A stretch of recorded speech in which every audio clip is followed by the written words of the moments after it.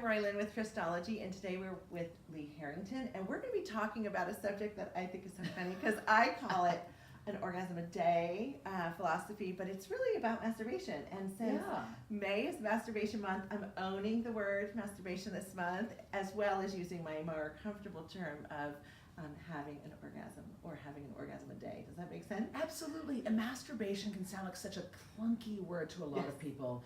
And some people in culture have this story that you only masturbate if you don't have a partner, like it's some sort of secondary option if you don't have someone, as compared to thinking about the fact that all of us have these amazing bodies, and why not claim all of the diverse and amazing things we can do with them?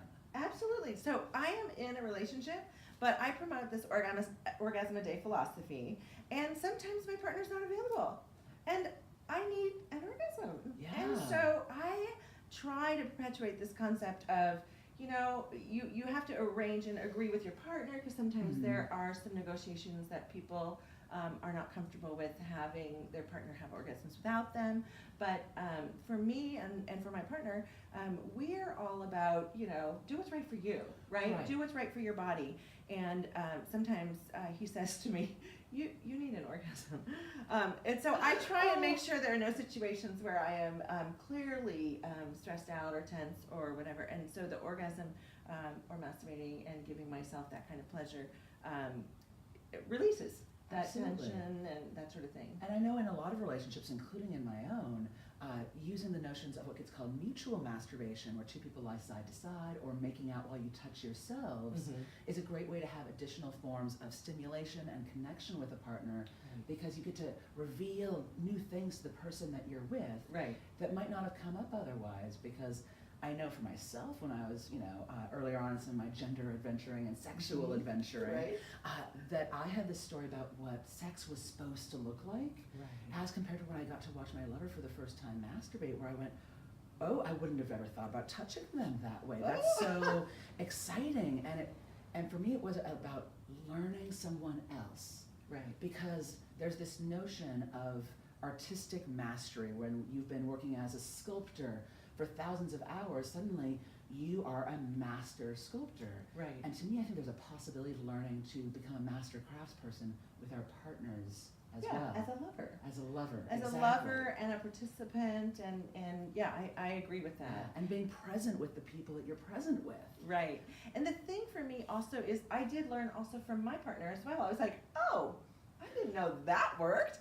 We're not always with the same body parts as our partner. Sometimes we are, but sometimes we aren't. But still, no matter what, each of us has a unique way of achieving that pleasure. So, like one of the things in the store, when gals come in together, we have these ladies that'll come in, 3 or 4 of them together, and they'll say, oh, which one did you buy? And I'm like, whoa, hold on, because what worked for you may not work for you, which may not work for you. And so, no judgment on anyone's path to pleasure. If I need to have a power tool, and you need something more gentle, then it's okay. Well, and it's not even always a need, it's what do you long for today?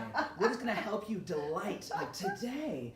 And I use the word today because I've had Thursdays that have a completely different longing than a Tuesday. Absolutely. And neither is better or worse. And sometimes I've had times where I judged myself and said, but that tool worked before, what's wrong with me today? As compared to getting to enjoy and delight in what is today. What does today look like?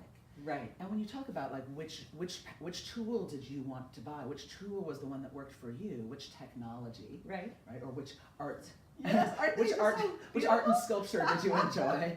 For me, sometimes it's about acknowledging that two people who possess vulvas, two people who have what is often perceived as more internal genitalia than external genitalia. And I use that language because as somebody who was assigned female at birth and a male, I'm a transgender man. For me, as somebody who happens to possess some of that body type, welcoming in the notion that I have a diverse body that uses some of these technologies that some people might perceive as being, well, that's for women.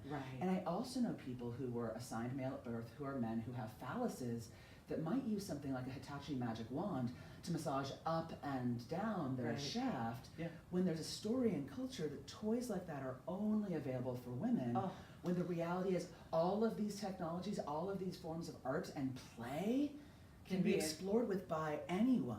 right? For example, you know, a toy like this, the rave, I could use by going up and in, or I could sit here and mount it down and do some of the like masturbating from on top for people who ride and writhe, as compared to people who lay on their back and enjoy that type of stimulus. Absolutely. Because there's a lot of these toys that people have a story on how you're supposed to use them. Exactly. Totally. Oh, you know what's so interesting is that I had a gal who came in. They were in their late 70s. Yeah. And the man was 80, and he said she stood there and she said, "I use this toy on my husband, and he doesn't need Viagra."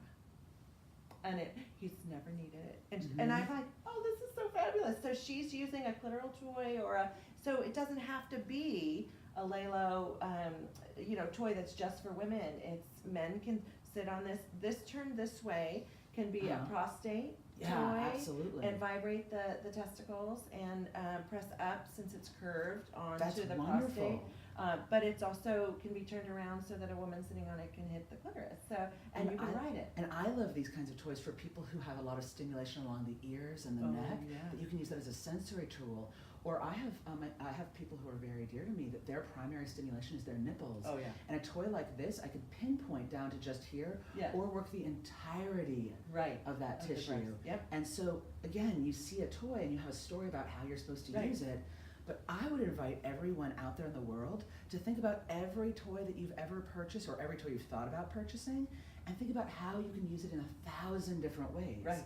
Break out of that box that says this is the one thing you have to use for this thing. Right. Because to me, it's just like people.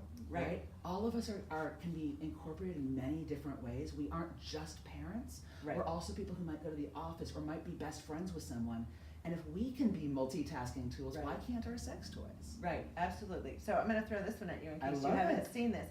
So this is a toy that I tend to recommend for women who want something really discreet that will, and also for people who haven't maybe that have had atrophy, that haven't had intercourse, for women who haven't had intercourse for a very long time, because you sometimes can't accommodate. Or for folks who have vaginismus. Absolutely. Right, there you go. But I had a customer who came in and said they use this as an anal plug, and this massaged the testicles for him. That's beautiful. I thought it was just so amazing. And I also know people who, for some people, their clitoris only shows about this much. But I know some people whose clitoral shaft is a little bit longer. Right. And you can also have that be the space that goes in between. For people who either have a phallus that is thinner, or people who have a clitoris that is a little bit more elongated, there's that possibility of working with the in-between spaces. Yes. So we do actually use that for the penis as well. Oh, so clitoral and penis. So I always like to make sure that there are other options for every toy, and I welcome input on the use of any toy. We have a Palm Power that we have. This is a larger version of the Palm Power, where you're pressing this onto the perineum or using it on the testicles, so that you're getting prostate stimulation. Or so you really don't want to limit them to just being a single single focused toy. I love it. And so if you're listening at home and you've seen any of these toys and you use them in really diverse ways, I would welcome them. Yes, please. Please email contact us. Trystology.com, or I'm over at passionandsoul.com, and we invite you to tell us about your creative minds, because we are just two people who've been gifted with a lot of people's journeys, but you have a lot of really amazing ideas out there too. So please comment on this video, and we invite you to contact us as well. So thank you for joining us today. Absolutely. And as we said, it's Masturbation Month, so orgasm a day. Orgasm a day. Yes. At Trystology, we're about passionate well-being. It's okay to look.